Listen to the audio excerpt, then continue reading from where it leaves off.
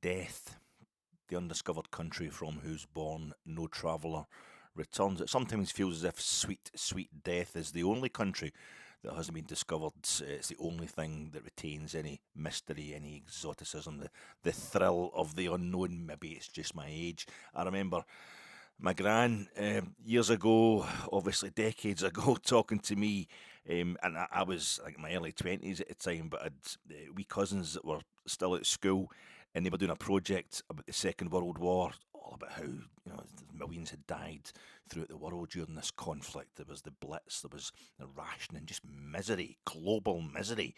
And they come up to my grans and they're saying, just how bad was it, Gran? You lived through the Second World War, just how awful was it? And when my gran saying to me, I just didn't have the heart to tell them that it was the happiest days of my life, because she was just a young lass at the time. She was like early teens, and that as the Second World War started, and she was just young. And that's what it is when you're young. Everything's an adventure, everything's a mystery, everything seems charged with possibility, and you just take on the bad stuff, because it's not as bad as you're going to realise it is in later life, because everything's an adventure. It's just new. You're like a sponge at that age, taking stuff in. And that's the way I used to feel about European club competition. A part of me still does. You can never quite get rid of that first falling in love with European club competition. But I was talking to Jockey Wilson says. Jockey Wilson said on the comment section under my preview pod, in the YouTube comment section under my preview pod for tonight's game, and he was saying how he had a real fascination for football behind the Iron Curtain, for the Soviet Bloc teams, in the 80s and the 60s, the 70s, and that one. Before the Iron Curtain fell, before the Berlin Wall fell in 1989, and it was kind of saying, like, is that a bit sick? Maybe it's a bit weird, but no, so many of us in the West, so-called West, we all felt the same way, particularly when we were kids, Stettin in the Baltic to Trieste in the Adriatic, and Iron Curtain has fallen over Europe. And the old Soviet Union, just basically old-fashioned Russian imperialism. It's still on the go, and a kind of really craven mercenary way these days under Putin, but still the same kind of stuff on the go. But in those days, it was the Soviet Union, and then they get their satellite states, Hungary, Poland, Czechoslovakia, etc., Bulgaria, all kind of between them and the NATO countries. And this is a world that we grew up in. This world I grew up in, where a third world war was possible, a nuclear war, where the whole world would be destroyed, was totally possible. And that made the teams that came from behind the Iron Curtain really exciting, really exotic. And like my gran, in some ways wishing we could go back to the Second World War, I find myself wanting to go back to the days. I was saying this today in reply to Jockey Wilson said about how 3 channels on television, there's only 2 live games on the telly every season. Somehow that was the world's completely regulated. Deregulation hasn't kicked in yet. Globalisation hasn't kicked in. So when you played a team from the Eastern Bloc, it was properly interesting. And I was talking last night about the history of Hungarian football. Completely forgot to mention that the Honved and Spartak Moscow's friendlies against Wolverhampton Wanderers in the 50s, floodlight football. That's what started the Gabriel Hanos, or Wolves have beaten these teams. They think they're the best team in Europe. Gabriel Hano of L'Equipe said, France Football, the magazine of L'Equipe said, right, okay, let's see who is the best. Let's get a competition going and see who is the best in Europe. And air travel had been sorted, plus we were trying to blow each other to bits, supposedly, across Europe. So the alliance, of the Soviet Union and the Allies against Germany had been kind of, Rangers playing Moscow Dynamo in the famous friendly in 1945 at Ibrox. That was one of the kind of benefits, one of the kind of nominally peaceful acts between ourselves and the Soviet Union at that time, between the West and the Soviet Union. That tour that Moscow Dynamo did in Britain back then, 100,000 folk at Ibrox watching that game. I know Rangers TV, I've done a wee documentary about it, but it was glamorous, it was exciting. It's like, let's play European club competition, let's get that going. It was Wolves at Molineux under the floodlights that showed that was a possibility, and it was against Honved, the Honved of Ferencvaros, the galloping major, Billy Wright and all that playing against him, and that got everybody really excited about European football. So it was almost like the deprivation, as Billy called it, the deprivation was what made everything so exciting. Now it's generic kits. They would turn up with these the D. They used to have the D on the kit, like Dynamo Tbilisi, Dynamo Moscow, Dynamo Kiev. You didn't know all different countries now. Russia trying to get them all back. But they were part of the Soviet Union, and Dynamo Berlin, East Germany, part of the Warsaw Pact. It was a kind of Stasi team, secret police teams. They'd have the Dynamo stuff, and it was the same kind of D they would have on their Dynamo Dresden. Very different kind of fan culture, whatever. But they'd have the same D on their badge, and it was really exciting. And they would play this beautiful kind of football. It was like the Hungary team in 1953 stuff in England at Wembley 6-3. Dynamo Tbilisi team who won the Cup Cup in 81. They gave West Ham en route to that, and West Ham fans applauded them off the park because they were so good. They played such beautiful football. Dynamo Kiev, obviously, of MIOVSKI, 2 editions of them, just mesmeric right up till 86, the 86 final. 75, they won the Cup Cup, beating Ferencvaros 3-0 in Bal in the final. Then, of course, they beat Atletico Madrid 3-0 in the final in Lyon, the old Stade Gerland in Lyon in 1986. And they would I remember watching the highlights of that on Sports Night. This is the most amazing football I've ever seen in my life. It was football from a different planet. You didn't know about these teams because you didn't get to see their domestics. You didn't get to see their countries at all. And somehow just the fact that millions were suffering under communism, they'll just have to keep suffering under communism. I'm still raging. I never got to see East Germany in the flesh, the East German football team, or the Soviet Union. I never saw the Soviet Union. I've seen Russia, I've seen Ukraine and all that since then. I've seen Georgia, etc. I think I've seen well, I haven't, because you've got the ones that play in Asia now as well, Tajikistan and all that. But I never saw the Soviet Union. I'm really raging about that, and never having seen East Germany. Saw Yugoslavia though, before they all broke up after the collapse of communism. Now that's Tito's a different thing. I'm just trying to kind of change the subject here, but it is on point. I do mean it when I say, we had that Iron Curtain defence, didn't we, against Moscow Dynamo. Uruguay in 1930, they had La Costilla Metallica as well. And that was before the Iron Curtain went up. They had the Iron Curtain before. Maybe it's a football thing. Maybe Churchill, who did campaign, one of his campaigns to become Prime Minister again after we'd booted him out after the Second World War, and it worked. He did a speech at Ibrox. He addressed crowds at Ibrox. It was absolutely the main stand where I sit just now. There's a great picture of it in my Simon Inglis' book about Archibald Leach, or is it the one about Played in Glasgow, which is edited by Simon Inglis and is written by Jed? But I don't know. But there's definitely a picture anyway of the crowds at Ibrox, all these ladies in their best outfits, just sitting themselves down in the enclosure. It's just their bums on the trackside, turning around and looking up at Churchill, who's doing his speech from the director's box in the main stand. It's quite a thing to see. And you get the classic image of other Rangers supporters. You can see my seat in the main stand, where it would be now, in the main stand, where the supporters are right up the enclosure. They're standing on the Archibald Leach, kind of crisscross latticework balcony of the main stand, because it's so packed to see Moscow Dynamo at Ibrox. But democracy and globalisation is just boring. You get Eastern European teams wearing Adidas and wearing Nike, and what? Why would you have to? And we've got all these Eastern European players. I remember Oleg Kuznetsov. I lived through him being a mysteriously brilliant player for Dynamo Kiev and the Soviet Union when you see them in summer tournaments. Then he's playing for Rangers. Him and Mikhailichenko. He played against the Dutch in the 1988 the final of Euro 88 in Munich, and then they're playing for Rangers.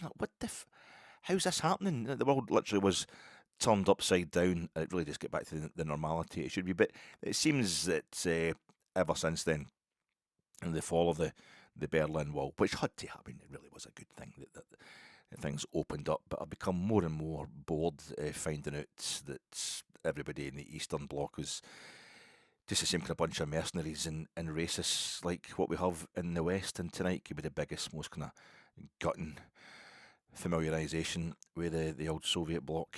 Yeah, how you doing, folks? Welcome to your Pathe immediate post. Having in our last Europa League group stage match avoided a record run of 8 straight European defeats, we have tonight gone 9 straight European games without a win. 9 in a row, 1 more to go.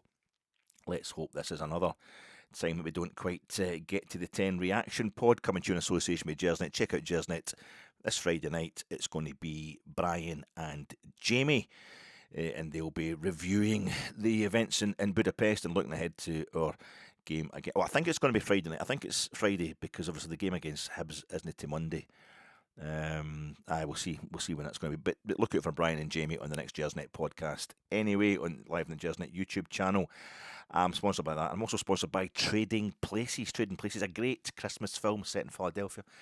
A great Christmas film for all the family, particularly the family members who love looking at the breasts, the naked breasts of young actresses. But that was 80s comedy, folks. That was 80s comedy. In 1983, I think, Trading Places, a good film. Was made, and that was before the fall of the Berlin Wall. We're talking 6 years before the fall, before the collapse of communism. And this is a film that's kind of having a go at the extremes of capitalism. The other. I think we're Louis Winthorpe. That's what I'm trying to say. I think we're Louis Winthorpe. We are the Dan Aykroyd character. We are trading places with our former selves in the Europa League. We used to have it all, and it was so easy. And particularly in the Europa League, it just came naturally. We would go to Nice and win 4-1. We'd go to Olympiacos, draw 1 each. We'd go to Old Trafford with like Wayne's in the team and people getting injured every second minute. And it'd still take Man United to the last minute to actually score a winner against us, to beat us. We were drawn with Spurs last season, stuff. It was great. And now we really are down at the bottom of the pile. We really are down there in the gutter. I don't know if Danny Rule is Billy Ray or Ophelia. Billy Ray played by Eddie Murphy, or Ophelia played by Jamie Lee Curtis. They're digging us out the hole. I suppose Billy Ray, the Eddie Murphy character, is more likely to be. I don't know. I can't remember any clubs that were struggling in last season's Europa League in the bottom end, and this season they're in the top of the Europa League. Ferencvaros were kind of in the bottom half of the Europa League. They did qualify for the knockout round, the first knockout round. So, and now it looks like they're going to go through automatically this season. So maybe they're Billy Ray, but I think Danny Rule's definitely Ophelia, who's really struggling, but has managed to keep himself. He still knows what he's doing, even though he appears to be living at Sheffield Wednesday, team that are administration bound. Rangers win the worst summer transfer window ever. He's not a few year managing to be a lady of the street without a pimp and whatever. It's miracles could happen under Danny Rule, but it's not going to be this season. I think Kavanagh and Marathi must be the Dukes. They must be, even though the Dukes have got bad intentions for Louis Winthorpe. I think just the fact that they've got more money than sense. I don't know if they've got more money than sense, but they've got loads of money. They're powering the whole thing, but it's definitely gone completely sideways for our Dukes in the same way it ends up going sideways for the Dukes. But I think they'll recover. I think Kavanagh and Marathi will be fine. I think we'll probably win something domestically this season, and we'll be back to ourselves next season. But right now, it just feels that we have seriously traded places. My name's Alec Anderson. Woke up this morning, the house was cold. Checked the furnace, she wasn't burning. Went out and hopped in my old Ford. Hit the engine, but she ain't turning. We're giving each other some hard lessons lately, but we ain't learning. Well, the same old story, same old act. One step up and 2 steps back. What's that? You've done that song before, Alec. That's the song. You've used that song. Maybe this is maybe the third time in all your time of doing these podcasts for yourself, for the Pathe podcast. and for Jersey that you've used Bruce Springsteen's one. Well, I think that like the same sad song being repeated again and again. You're hearing that same sad song once too often. I do make mistakes in this podcast, but they're all deliberate. Unlike our teams, my name's Alec Anderson, and I'm here to talk to you about Rangers losing by 2-1 in Budapest in tonight's UEFA Europa League match day 6, which leaves us, I think, 4th from bottom of the 36-team Europa League group with just a single point after those 6 games.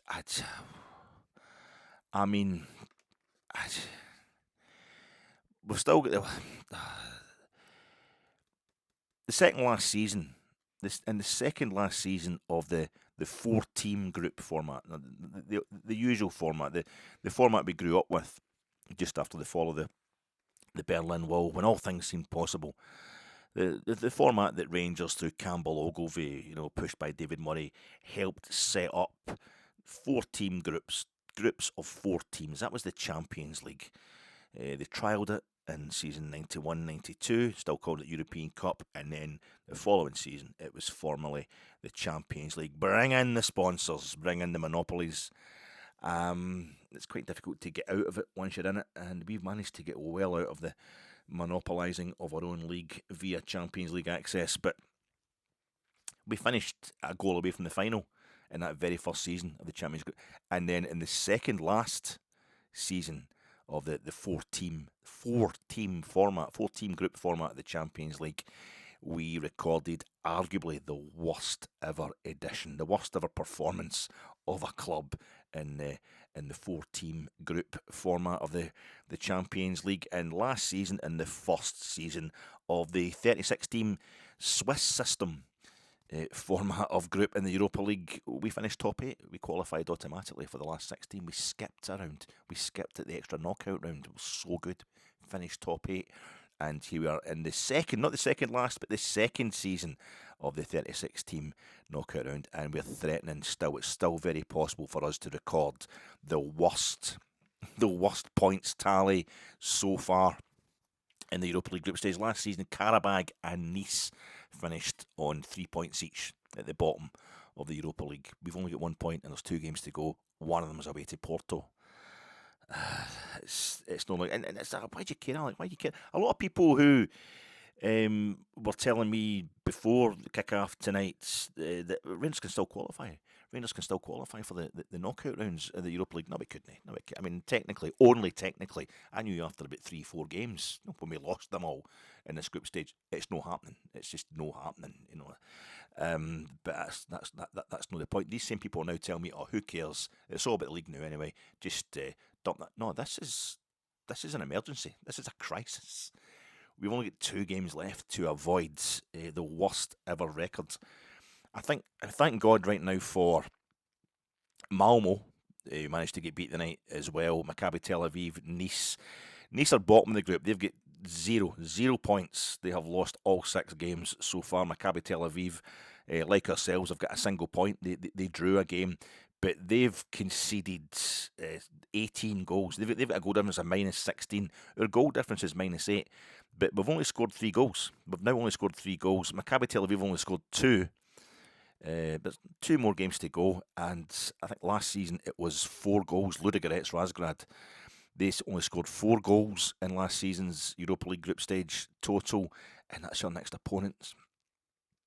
That's just all sorts of records, all sorts of bad records that are up for grabs. And what does it matter, Alex? It's a write-off now. Who cares? We'll do something good in Europe the following season. If we win the league, win the Scottish Cup and go close in the league, nobody in Scotland's really going to be bothered. We just want to see progress in the domestic front this season. I care because in 1960 we lost the European Cup semi-final. The final was at Hampden, and we lost the European Cup semi-final by 12-4 on aggregate, and that remains the heaviest defeat ever in aggregate in the semi-final of the European Cup or Champions League. It's something that sticks with you. I mean, that's 65 years ago. Kavanagh and Marathi are only going to be here in 65 years' time. They can leave a wee legacy. Maybe only anoraks like me that'll be bothered about it, and I'm leaving that good an anorak. It's just We only get 1 point and 3 goals scored in 6 group games, and things are looking pretty grim. It's not been anything to do with qualifying for at least 2 games, 2 of the previous group games, as far as I'm concerned. It's always been about, since Danny Rowe took over, really, it's always been about avoiding humiliation, and we're kind of failing to do that.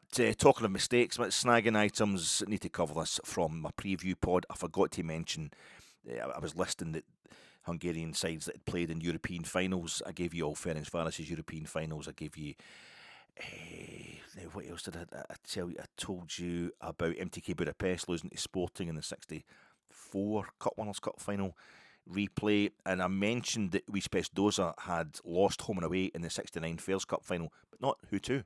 It was Newcastle. It was Newcastle, because that was the last thing Newcastle won until they won last season's English League Cup, remember? Newcastle beat them home and away, the old home and away final of the Fairs Cup, the forerunner of the UEFA Cup, and Newcastle in that competition had beaten us in the semi-final. Big riot down in St James's Park by certain people from Scotland. Don't know who it was, but we lost that game 2-0, having drawn 0-0 at Ibrox. Penman, Andy Penman, the pen. I remember as a kid reading this, going, the Penman missed a penalty. How's that? It was saved. It was saved by the Newcastle's Northern Irish goalkeeper. Anyway, I saw it was us they beat in the semis in Newcastle, but they won the final, beating Hungarian side Wispes Doza. And Videoton, I mentioned Videoton, but I didn't tell you that they'd lost the 1985 UEFA Cup final to Real Madrid. I remember seeing the highlights on Sports Night. Only the first leg. I didn't see the second leg, which Real Madrid lost at the Bernabeu in front of 90,000. There was a late goal. No, they're obviously just playing the game out because they won the first leg 3-0 away from home. But the 90-odd thousand there, and Manager scored late on there for Videoton to get the win on the night. But Real Madrid had won 3-0 in the away leg, and Michel, he scored one of the goals. Remember, it was packed, this wee ground in Hungary, and there's Real Madrid out there in a European final. It's been a long time since they won the European Cup at that point. And they win 3-0. Michel, what a player he was, Spain international. He scored. I saw him, my mate and I, at Euro 96, and we after Spain beat Romania 2-1 at Ellen Road. This was the night Scotland beat Switzerland 1-0, but didn't go through because England let in a goal against the Dutch. In the afternoon, we'd been at Spain against Romania at Ellen Road, and we're hanging about outside Ellen Road after it, and Michel was there. He'd retired or been dropped by Spain at that point in time, but he was there as a TV pundit. It's quite just standing next to him. No, didn't say anything to him, but I think that's Michel. Michel Marbel. Yeah, that was first, and of course Wolverhampton Wanderers. It was Honved, the game against Honved with the most famous Hungarian player of them all, Puskas, at Molineux under the lights in the 50s, that led to the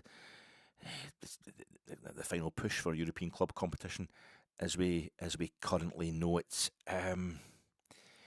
I was on my way home. It's this time of year, Christmas, there's various things going on, and 5:45 kick-off, and had to be somewhere at 5 and try to get back through the traffic up to the house in Glasgow, and I'm stuck in traffic. I got in just in time for kick-off. When I left the house, I'd left the telly on TNT Sports 4, just so I knew I was going to be running it close. And I got in, but in the way up, I put on Sports Sound, Radio Scotland, to hear the build-up, and they were talking about Wilfried Nancy, the new Celtic coach who got beat off Hearts at the weekend, and he's taking a bit of slagging for having a wee tactics board on him. Apparently some folk are taking exception to these trainers and all that, what he was wearing. And it's fair enough, it is petty, that is a fitba, it is very petty. But I heard Tom English starting to go on about how he didn't want to call it what he thought it was. Racism, basically. He thinks it's racism. And he wasn't making it clear, though, who he thought was doing this, the racism. But it was bullying as far as he was concerned. It was totally out of order. The guy's got a tactics board. That's just the way he does things. And it was really, really sinister. And I'm thinking, but the guy that never went to a Rangers press conference, never went with the press back, but you turned up when Russell Martin was totally under pressure, so you could be seen to be and heard to be putting the boot right into him, like kicking a man when he's down. What was it with us? What was it? What have you done to make this club better?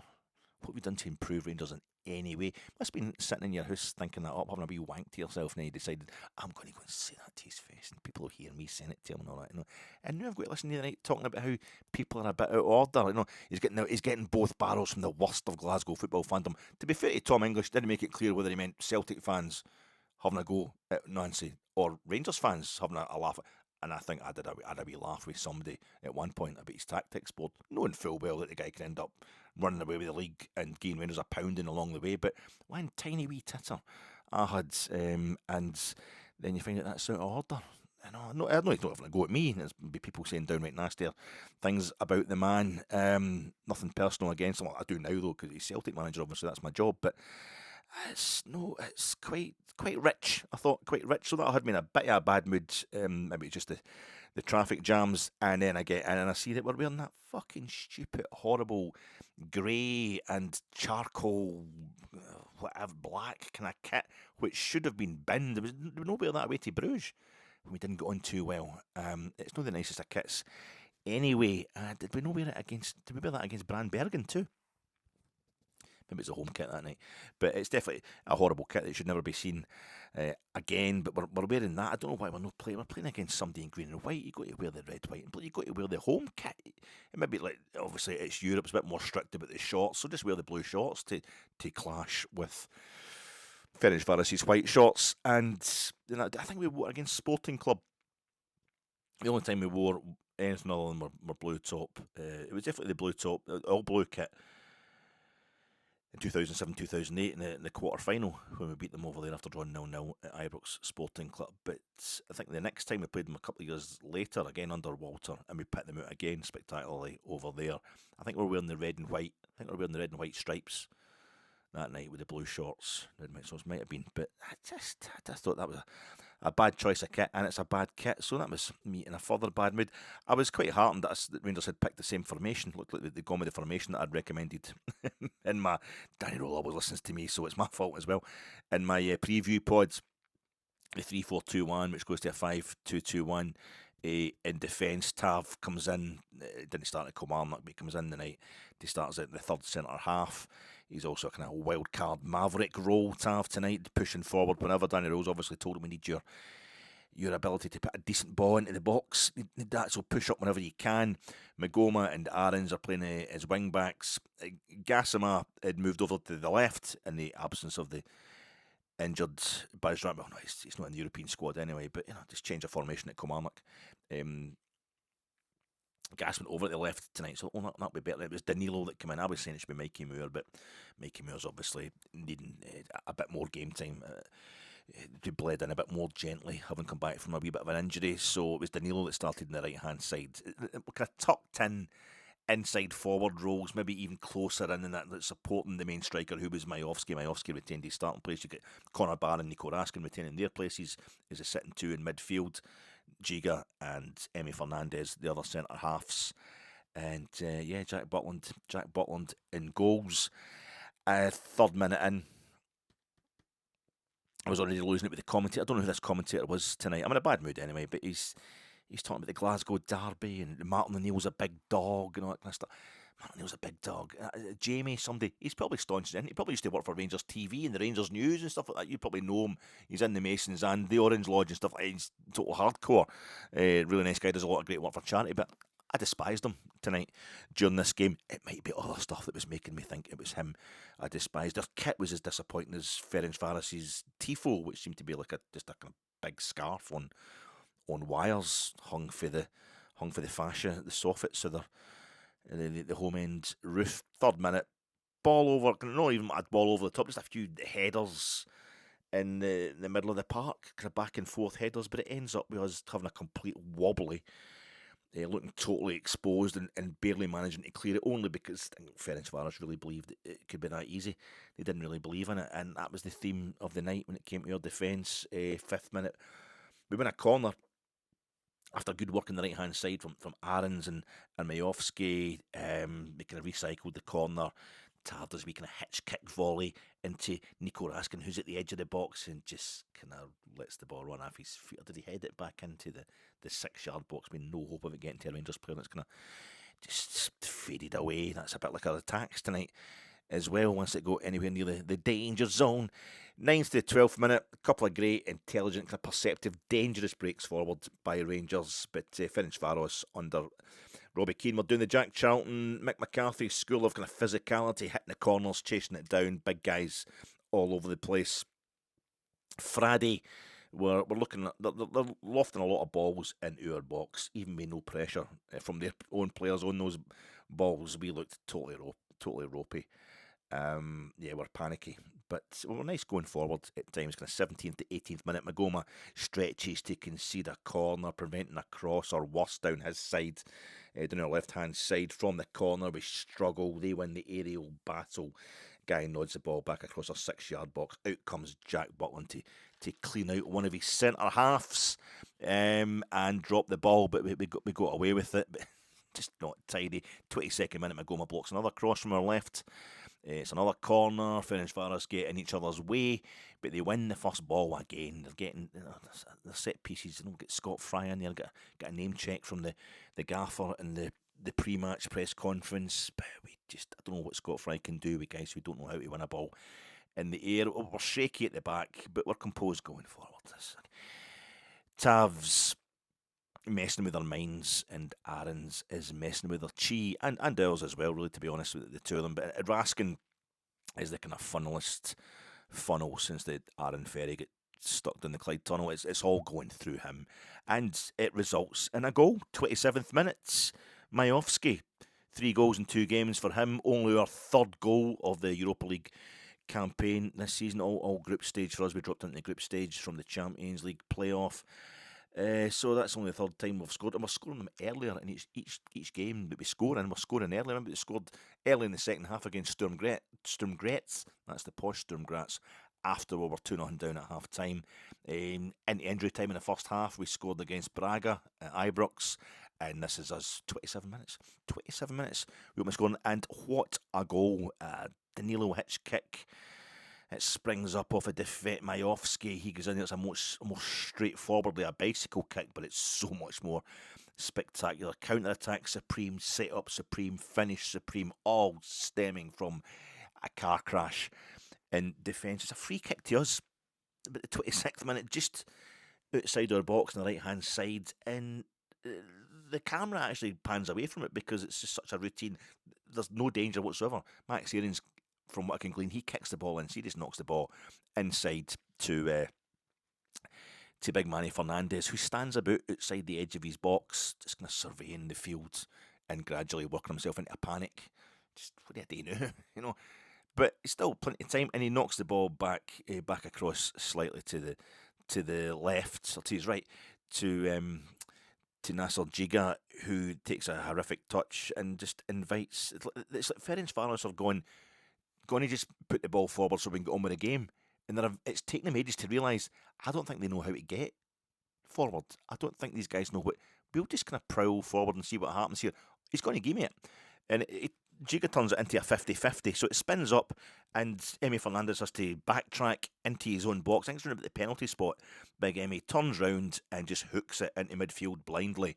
And luckily, as Ferencvaros gradually wake up to the fact that we're an absolute bomb scare, Connor Barron, who trains with these guys, he's sharp as anything. He's ready for it. He gets right in there to get it sorted out and moves that thing as quick as possible onto JD Gassama on the left-hand side, who just goes right across the park in his own half, but parallel with the halfway line, and he knocks it out to Max Aarons at right wing back, and Aarons takes it forward a wee bit and knocks a lovely ball into round about the penalty spot in the Ferencvaros box, where in comes Danilo, and the ball kind of spins up. He's hitting into Danilo's feet, but I think it's the way Danilo takes it, and also he's getting blocked by a Ferencvaros centre half. It spins up in the air, so Danilo flanks round, kind of hitch kick, kind of half overhead kick.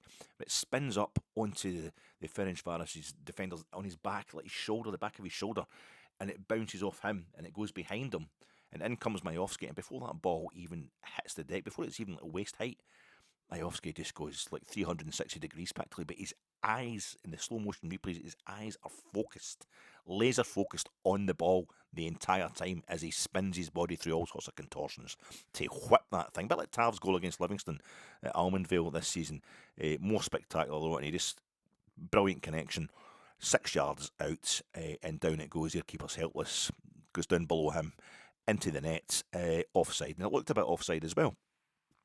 Flag goes up, VAR check, and to the naked eye, it looked a bit offside, but the still images show it was perfectly onside. It was brilliantly judged.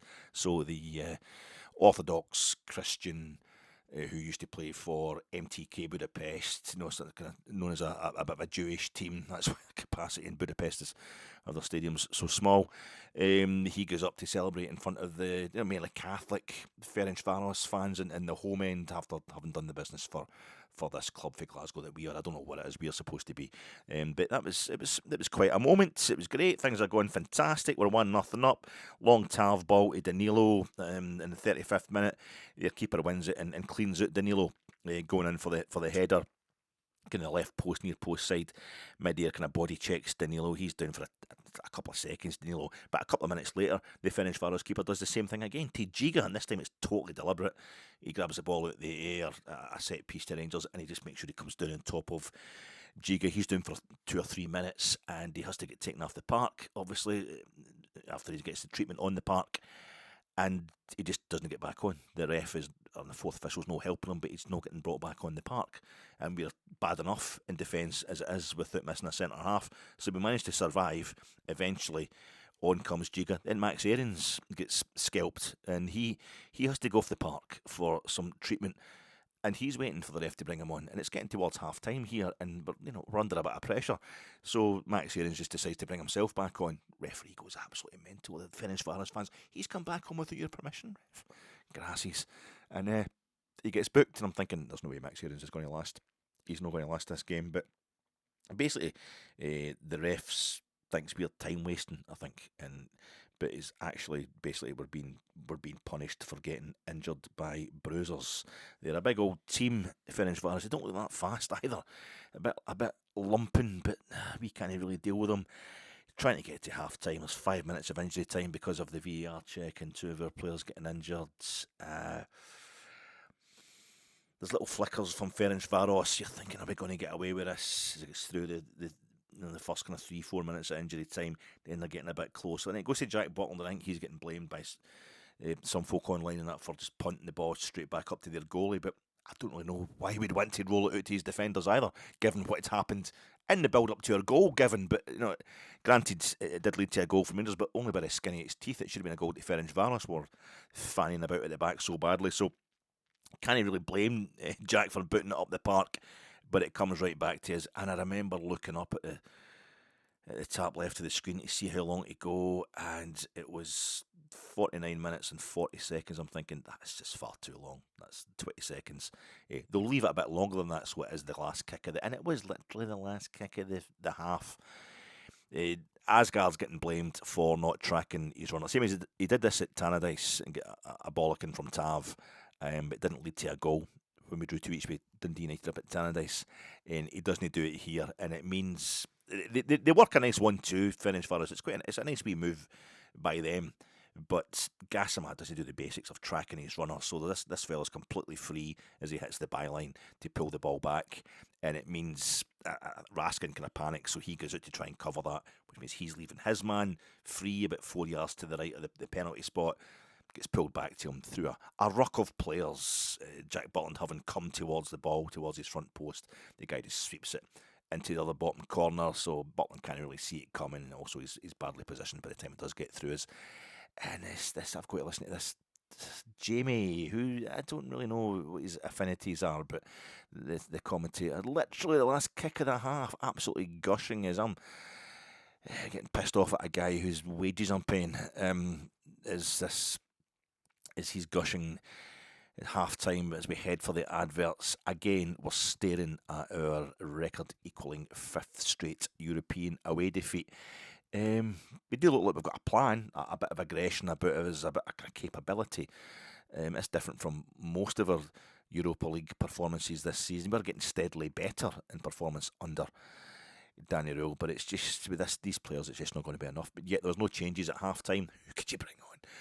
47 minutes from 48 minutes, just for the word go, the second half, like the first quarter of an hour, particularly, it's just a pounding really we're getting from Ferencvaros, although they're not that pointed in their poundings. The first 2 or 3 minutes, it's a whole lot of defensive frailties and muck-ups. It's only the referee and poor Ferencvaros finishing that saves us. 50th minute, what a tackle by Giga. Of course, he's getting great now that he's going to AFCON, but Ali's kind of slagging Tav for leaving his side, and he does, but Tav's been told to push up, obviously. He's told to get forward.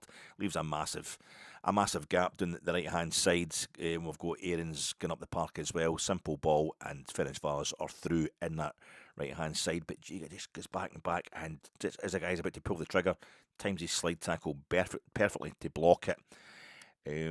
54th minute, Aaron's persistence wins as a corner. First real attack of the half. Danilo hooks in a kind of near post shot, which does little other than go past that near post. 56th minute, Giga digs out Rangers again. Another great last ditch block tackle. This time Tav has kind of missed his header, pushing up the right hand side of the three centre halves. Just doesn't get the header at all. Flick on for Ferencvaros. They're in. Giga, another fantastic hit. In between times, he's just giving the ball away randomly, having a complete. We can't even do anything right with it. Our goal comes from a complete rick at the back, and even between the two great defensive moments we have tonight, the guy responsible for those two defensive moments is also responsible for complete ricks. So 58th minute, Danny Rowe has seen enough from Tav at centre half to know it's time to get Dujon still. This is Dujon time. We're going to have to bring it forward. So Dujon comes on for Max Aarons.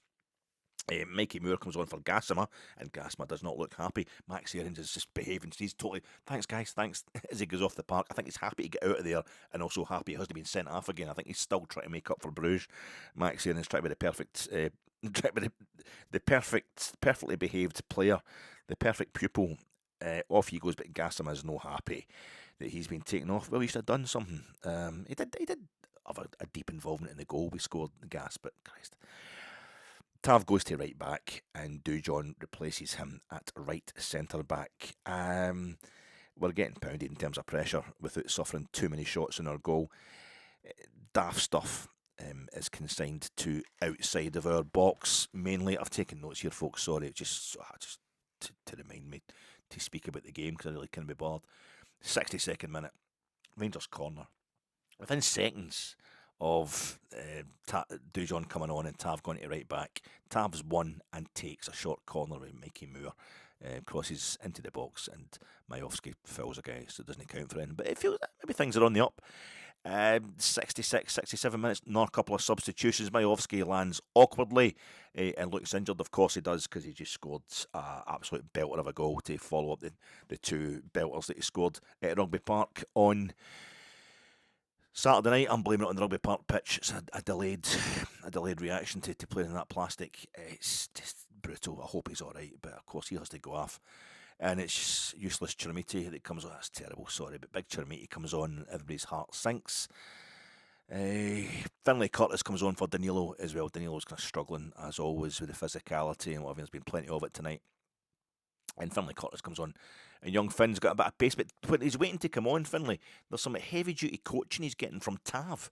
Tav's like kind of properly getting into him in the sidelines, and I wonder if that's the problem with Finlay Curtis, why he's not getting as many starts as we think he should, or not as many opportunities as we think he should. Maybe he's got a reputation for being kind of young and just, away with the fairies. There's a lot of young folk, I've got other things on his mind, not got the concentration he should have, but I'm also hearing that Finlay Curtis has worked tremendously hard to get himself with there, so maybe that's not the case. But Tav's really giving it big licks, and you better do this and you better do that. And when he comes on, Finlay Curtis, he goes away in a run, and this commentator tells us, I think it was the fact he's been so familiar with Ali. Maybe he's worked with Ali McCoist and other things. The commentator is just cheeky chappy.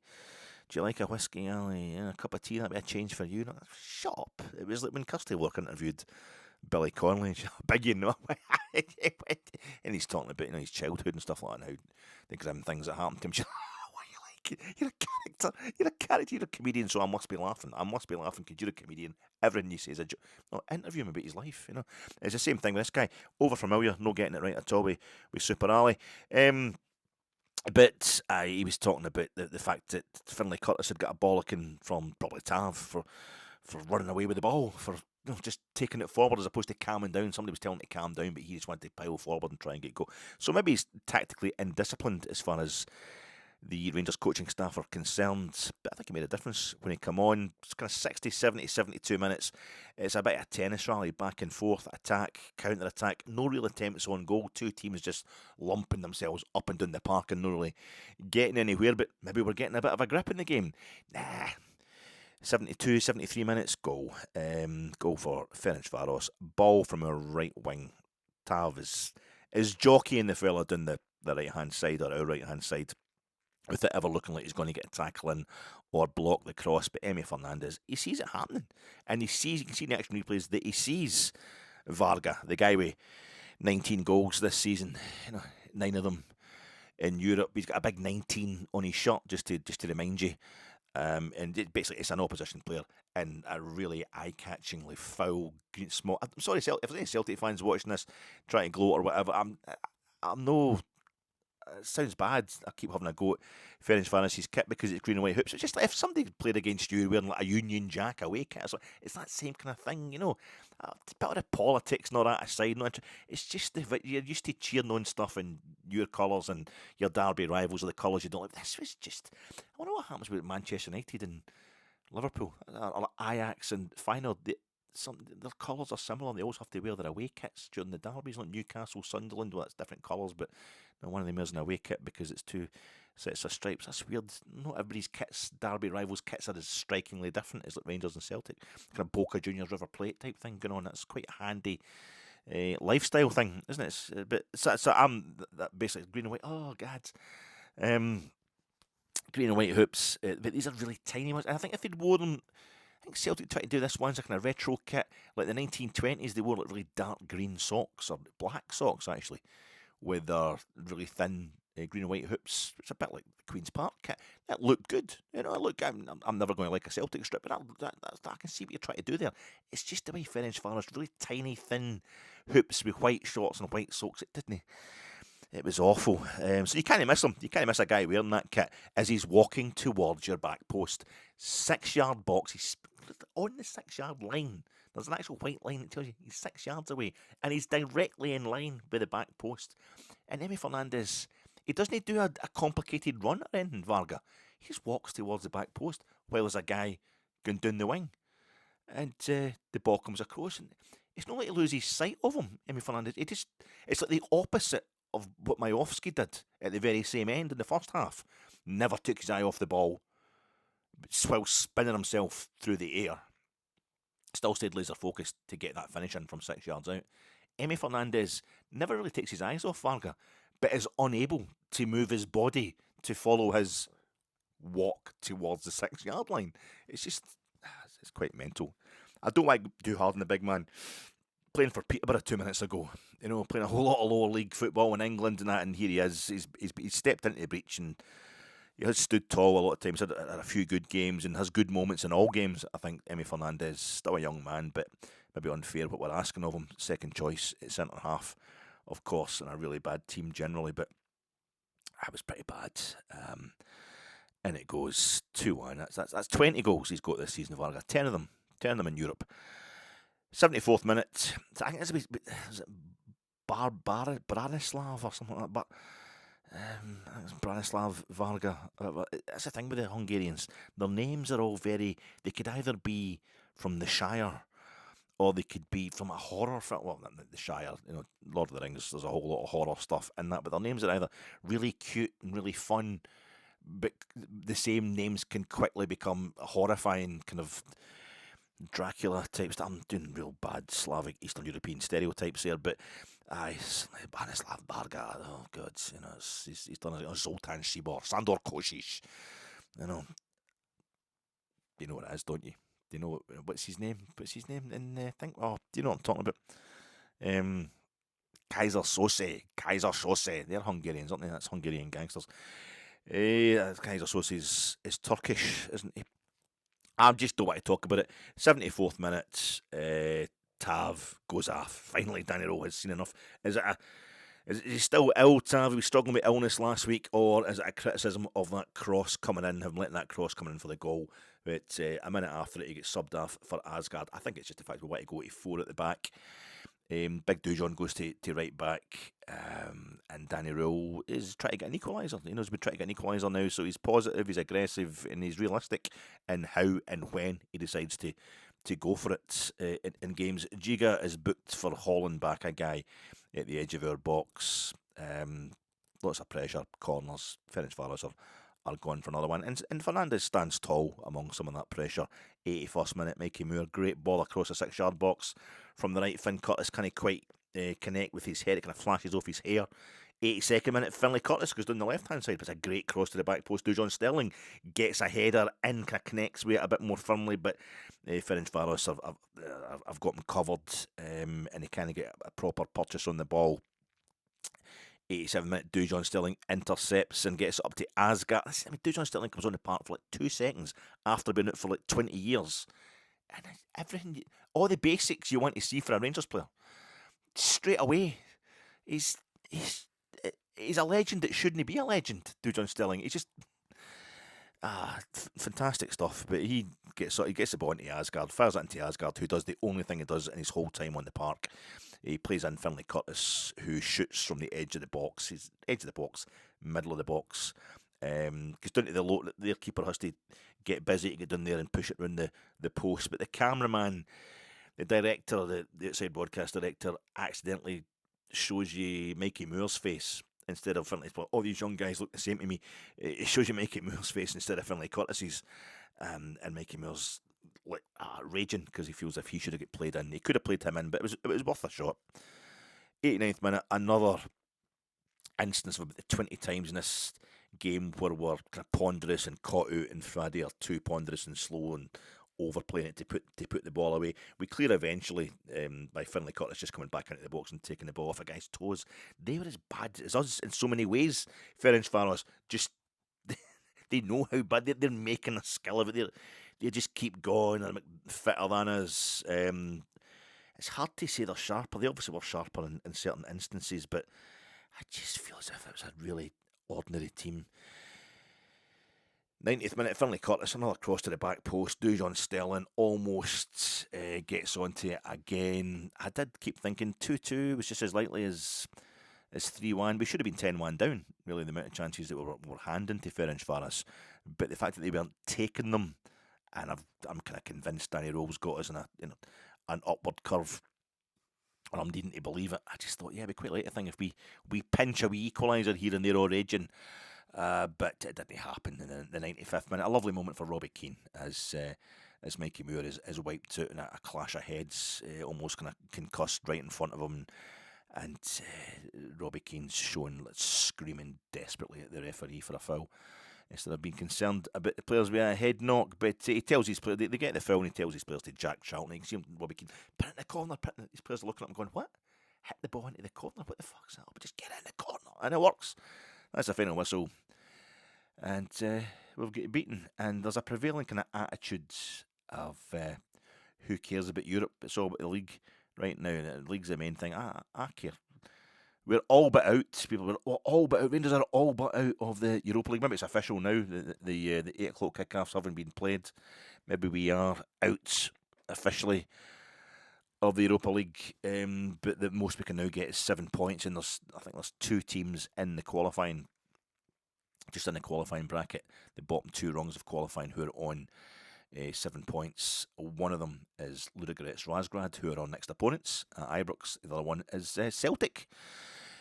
But I think the most we can now get is 7 points. We've got 2 games remaining. The most we can get is 7 points, and that's only if we sign Arsenal on January the 1st. I care. How disrespectful to our club's continental legacy, 5 European finals, and furthermore, we're in a laughing stock territory. We're now in laughing stock territory.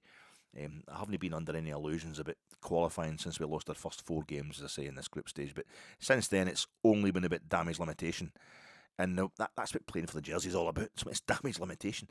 The one time we did limit the damage at home to Braga, we took a power of abuse because we limited it so well that we took the leads and played really well, and folk were expecting us to win the game. Just suddenly, so the one point we did get, to stop us losing every single game in this group stage.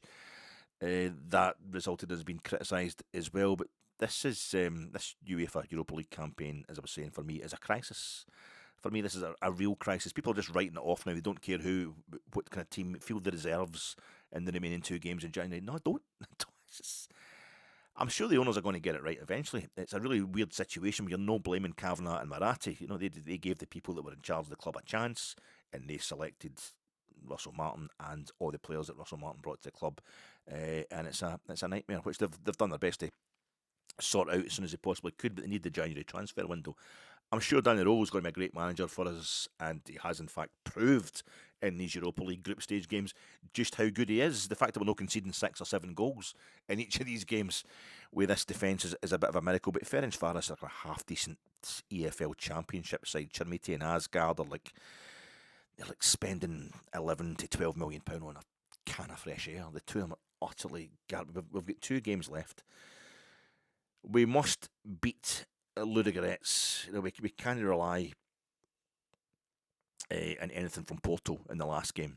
We're going to Dodragal. I know we've never lost there, technically speaking, in European football. We've never lost there, factually speaking. Nothing technically about it. We've been there twice. We drew 1 each both times. The only time we've lost to Porto, and Porto was at Santas in the Cup Winners' Cup in the 80s.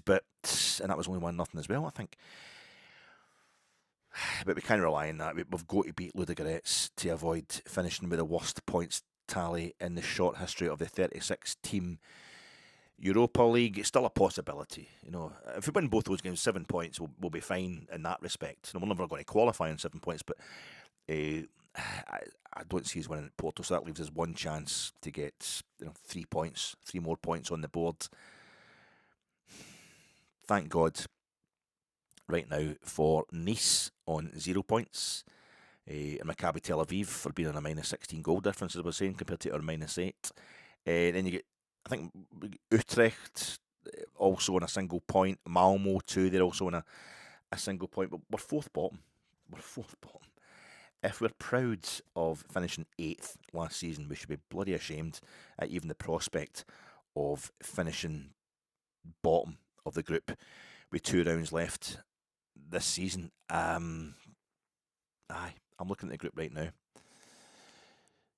So we need to get. I think we need get on 4 points, so there's no chance of us being the worst team ever. Let's say, and even though it's only a 2-year history, these things can stick forever. Of the 36-team group stage format in the Europa League, we need 1 win to beat the worst record, the 3 points that Nice and Karabag finished on last season, and we also need to make sure we get at least another goal in these next 2 games. You drew 0-0 at home with Ludogorets, and then you get pumped 3-0 in Porto. You've only got 3 goals, and Ludogorets themselves got 4 goals last season in the group stage, and that's the lowest so far in the 8-game Europa League group stage. It's brutal. Danny Rowe has got 1 point from 4 Europa League games in charge, and he may deserve a medal for managing that much before the January transfer window. We play a rested, upbeat Hibs on Monday. We are injured, depressed, utterly vulnerable. Time for another miracle, Danny. So for the second time in our history, Rangers have lost 2-1 to Ferencvaros in Budapest. Right now, it feels like we're Clarence Beeks in his gorilla suit in that cage in the cargo going onto that ship with the real gorilla getting that stuff done to us. But bleak as the crop report is believed to be, I'm sure a bit of smart trading and the concentrated orange juice futures in January will have us heading back to our former resplendent ways in Europe. But first of all, winning that little domestic wager we put on at the start of each season.